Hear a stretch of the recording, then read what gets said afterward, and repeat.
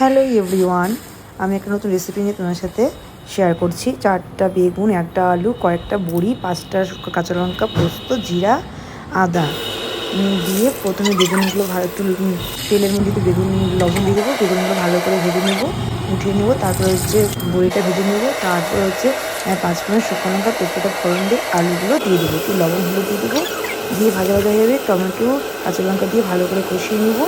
তারপরে আদা জিরা বাটাটা দিয়ে দেবো, দিয়ে সামান্য একটু জল দিয়ে নেড়ে চেড়ে ঢেকে দেবো।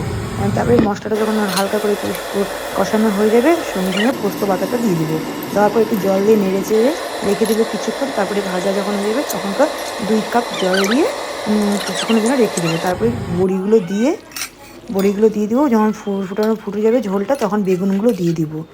দিয়ে সুন্দর করে ফুটে যাবে, নামানোর আগে একটু চিনি দিয়ে নামিয়ে নিতে হবে।